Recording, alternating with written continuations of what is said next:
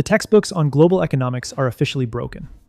Every financial advisor, every historical chart, and every university professor has told you the exact same thing for decades. When geopolitical chaos erupts, when missiles cross international borders, and when uncertainty grips the global order, capital floods into the ultimate safe haven: gold. But right now, in March 2026, the market is completely ignoring the textbook. As the United States and Israel execute what the Pentagon calls Operation Epic Fury, conducting thousands of strikes across the Middle East, the world is witnessing a historical anomaly. You would expect the price of gold to shatter all previous records. Instead, we are looking at a brutal reality. After hitting a peak of $5,589 an ounce earlier this year, gold has plummeted by 18.5%. It recently touched $4,551, suffering one of its worst losing streaks in years. Welcome to Prism News. I am your host, and today we are going deep into the financial architecture to answer the one question keeping Wall Street awake at night. Why is gold collapsing in the middle of a war? What invisible market force is powerful enough to override the fear of a massive regional conflict? The answer is not simple, but it is deeply logical. And it starts not in the gold vaults of New York or London, but in a narrow stretch of water just 21 miles wide. To understand the gold collapse, you have to follow the oil. The Strait of Hormuz is the most critical choke point on Earth. At its narrowest point, it spans merely 21 miles across. In normal times, roughly 20% of the world's daily supply of oil and gas passes through this exact waterway. But these are not normal times. Since the outbreak of the current conflict, maritime movement in the strait is effectively at a standstill. The threat of asymmetric warfare, ranging from old World War II-style sea mines with contact fuses to swarms of fast attack boats, has paralyzed global shipping companies. The economic fallout is immediate. Insurance companies at Lloyd's of London are facing an absolute nightmare. War premiums, which traditionally sit around a tiny fraction of a vessel's hull value, have surged to between 1% and 3%. For massive oil tankers, that is a staggering financial burden. This paralysis has sent shockwaves through the energy markets. Qatar's energy minister recently warned that Gulf energy exporters might have to cease exports entirely if the situation deteriorates, predicting that crude oil could surge to $150 a barrel. When energy prices skyrocket, every single component of the global economy becomes more expensive. And this brings us to the real enemy of the gold market right now: inflation. War does not destroy the value of gold directly. It destroys it indirectly through the energy markets.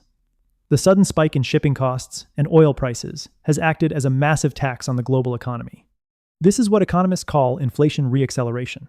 Just when the markets believed that price stability was returning, the energy shock reignited the fire.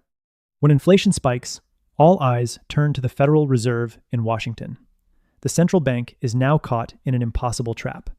With energy-driven inflation soaring, the Federal Reserve has absolutely no room to cut interest rates. In fact, the rhetoric coming from policymakers has turned fiercely hawkish. They are maintaining high interest rates to cool down an overheating inflationary environment, regardless of the geopolitical panic. Here is the fundamental rule of asset pricing that explains the gold collapse. Gold is a zero-yield asset.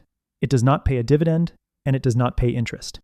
When the Federal Reserve keeps interest rates high, the opportunity cost of holding gold becomes massive. Why would a major institution hold a non-yielding metal when they can park their capital in United States Treasury bonds and earn a guaranteed yield of 4 or 5%?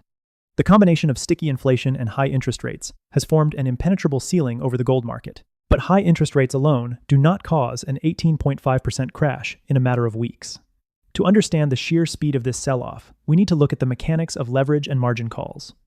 What we are witnessing on Wall Street right now is not a flight to safety. It is a flight to liquidity. Over the past year, as gold climbed toward its absolute peak, hedge funds and institutional speculators piled into the market using immense amounts of leverage. They borrowed cheap money to bet on gold, going even higher. But when the geopolitical conflict expanded, drawing in multiple Gulf nations and causing severe disruptions across global equity markets, these funds started taking massive losses on their other high-risk investments. When a hedge fund bleeds cash on losing trades, their prime brokers issue a margin call. They demand immediate cash to cover the losses. But in a panicked market, you cannot easily sell your losing assets because there are no buyers. So, what do? You sell the one thing that still has value. You sell the asset that has accumulated massive profits over the last 12 months. You sell your gold. This forced liquidation creates a brutal technical sell-off, completely independent of gold's actual intrinsic value as a safe haven. The fifth block in this intricate puzzle is the United States dollar itself. In times of supreme global stress, the dollar remains the undisputed king of liquidity. As institutions scramble to meet their margin calls, and as the Federal Reserve maintains elevated interest rates, global capital is rushing back into the US dollar. When the dollar index surges, it creates a massive headwind for commodities priced in that currency. A stronger dollar makes gold vastly more expensive for buyers holding euros, yen, or emerging market currencies. This effectively strangles international demand at the exact moment when domestic funds are dumping their positions to raise cash. It is a perfect storm. We are seeing a synchronized phenomenon where a geopolitical energy shock forces central banks to hold rates high, which strengthens the dollar, which in turn triggers leveraged sell-offs in the precious metals market. The global financial system is deeply interconnected, and right now the dollar is acting as a black hole, pulling all available liquidity toward it and starving the gold market of capital. We cannot ignore the military economics driving this financial uncertainty. The ongoing war is not just a clash of military hardware, it is a war of financial attrition. The United States and its allies possess overwhelming conventional air power, conducting extensive strikes on ballistic missile facilities and naval bases. However, they are facing a masterclass in asymmetric warfare. Consider the economics of drone warfare. The Shahed 136 drone, a rudimentary system utilizing commercially available dual-use components, costs roughly $35,000 to $50,000 to produce. Yet, the defense systems required to shoot them down are astronomically expensive. A single interceptor from a Patriot missile battery costs approximately $4 million. Every single time a cheap drone is launched, the defending nations are forced to spend millions just to protect their infrastructure. This unsustainable cost-benefit ratio is spooking the financial markets. Investors realize that this conflict might not be resolved in a matter of weeks. The sheer volume of cheap, asymmetric threats means that the disruption to global trade, energy flows, and supply chains could be prolonged. And the longer the disruption lasts, the longer the liquidity crisis and high interest rates will persist, keeping the pressure firmly on the price of gold. As we dig deeper, we must make a crucial distinction that most mainstream financial networks ignore. The gold that is crashing by 18.5% is paper gold. These are the futures contracts, the exchange-traded funds, and the derivatives traded on computer screens in Chicago and New York. Paper gold is subject to the margin calls and liquidity panics we just discussed. But physical gold is telling a slightly different story. If you try to purchase physical gold bars or coins right now, you will likely encounter significant premiums over the spot price. The central banks of the world, particularly those in emerging markets, are not panic selling their gold reserves. In fact, many are using this exact price drop as a strategic entry point to accumulate more physical metal. This creates a fascinating divergence. The paper market is driven by short-term speculators desperately raising cash, while the physical market is anchored by sovereign nations executing long-term macroeconomic strategies. Understanding this split is vital for anyone trying to navigate the current volatility. The paper price reflects the immediate liquidity crunch, while the physical demand reflects the underlying reality of a fracturing global system. So, where does this leave us? It is easy to look at an 18.5% drop and declare that gold has lost its status as a safe haven. But as analysts at Prism News, we have to look past the short-term noise. This current drop is a tactical event. It is a symptom of an acute liquidity squeeze and an energy-driven interest rate shock. It is not a structural collapse of gold's fundamental value. The long-term macroeconomic trends have not changed. The United States government is still running massive fiscal deficits. The global movement toward de-dollarization among certain geopolitical blocs is still quietly progressing. And the ultimate reality is that fiat currencies eventually lose their purchasing power over long time horizons. Major financial institutions recognize this. Even amid the current sell-off, prominent investment banks are maintaining price targets of $6,000 or more for the coming years.